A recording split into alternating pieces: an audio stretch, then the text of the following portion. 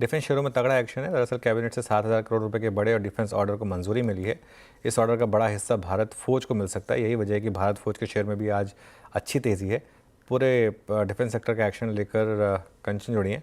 कंचन, good afternoon, बताइए। जी, good afternoon sir. जैसे कि आपने बोला, भारत फौज डेफिनेटली एक एक्शन हमें देखने को मिला है भारत फौज के अंदर, बिकॉज कैबिनेट से 7,000 करोड़ के ऑर्डर्स को मंजूरी मिल गई है, जिसके अंदर 307 एडवांस टोड आर्टिलरी गन बनाने के लिए बेसिकली ऑर्डर दिया गया है। अगर हम 7,000 करोड़ का ऑर्डर देखें तो संभावना ये जताई जा रही है कि उसमें से 4,200 करोड़ का जो ऑर्डर है वो भारत फौज के हाथ में लगता हुआ दिखाई देगा। साथ ही साथ कुछ मीडिया रिपोर्ट्स के अकॉर्डिंग ये भी अनुमान लगाया जा रहा है कि अगले हफ्ते तक जो कॉन्ट्रैक्ट है वो पूरा हो सकता है। ये तो बात हुई भारत फौज की। अगर हम ओवरऑल डिफेंस सेक्टर की बात करें तो वहां पे भी अच्छा खासा हमें इजाफा देखने को मिला है। अगर इस टाइम पे अगर हम बजट की तरफ ही नजर डालें तो इस बार जो बजट में एलोकेशन होता हुआ दिखाई दिया था वो था अप्रोक्सीमेटली 6.81 लाख करोड़ का, यानी कि पिछले बजट से इसे हम कंपेयर करें तो 9.5% की यहाँ पे हमें उछाल देखने को मिला है। और एक रिसर्च रिपोर्ट सामने आई है स्टॉकहोम इंटरनेशनल पीस रिसर्च की। उनके अकॉर्डिंगली 2022 में करीब करीब 60 देश ऐसे थे जहां पे हमें वॉर देखने को मिला था। अगर इसे हम कंपेयर करें 2019 से तो 27 देश यहाँ पे ज्यादा थे। उनका अनुमान है कि आगे चल के भी ये ट्रेंड हमें जारी देखने को मिल सकता है। साथ ही साथ जो यूरोपियन कंट्रीज है वहां पे मैन्युफैक्चरिंग कैपेसिटी की काफी ज्यादा इस टाइम पे दिक्कतें चल रही है, जिसका सीधा सीधा बेनिफिट जो है वो इंडियन एक्सपोर्ट मार्केट को डिफेंस के अंदर आता हुआ दिखाई देगा। साथ में जो गवर्नमेंट स्पेंडिंग है वो काफी ज्यादा बढ़ती जा रही है। इंडियनाइजेशन को भी काफी जोरों शोरों से बढ़ावा दिया जा रहा है। इसके साथ ही साथ आज जो है वो सीसीएस की मीटिंग भी है। वो हो सकता है कि 20,000 करोड़ के जो ऑर्डर है उसको क्लियर करता हुआ दिखाई दे। बेसिकली ये वरुणास्त्र जो कि शिप लॉन्च टॉर्पीडो है, साथ ही साथ एंटी एयरक्राफ्ट मिसाइल के लिए ऑर्डर है।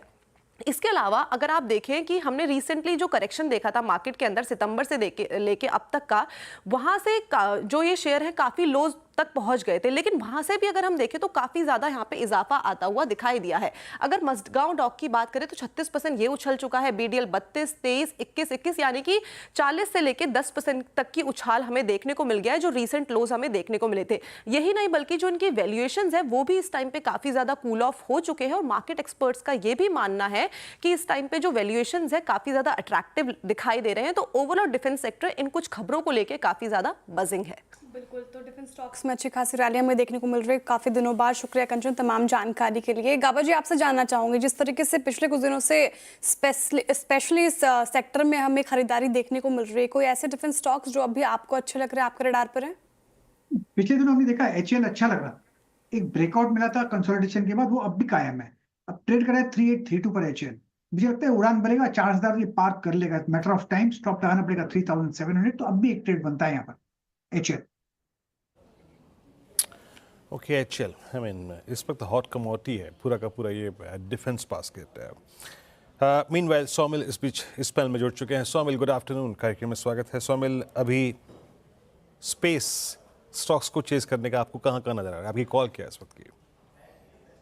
इस समय मुझे लगता है कि रियलिटी स्टॉक्स बहुत अच्छा करेंगे। आईटी स्टॉक्स भी ओवरसोल्ड जोन में, लेकिन इस समय रियलिटी स्टॉक्स मुझे अच्छे लग रहे हैं। उसमें से एक स्टॉक आईआरबी, स्टॉप लॉस 44 और टारगेट 49 का एक फ्लैग पैटर्न है, वो ऊपर की तरफ एक्सपेक्ट कर रहा हूँ कि टूटेगा। आर्ली चार्ट्स पर मोमेंटम इंडिकेटर्स बाय में है, तो एक स्ट्रॉन्ग मुझे लगता है कि एक रैली देखने मिलेगी। ठीक है, आईआरबी इंफ्रा अच्छी रैली देखने को मिल सकती है। स्टॉक फोकस में फिलहाल 0.25% की तेजी के साथ कर रहा है कारोबार।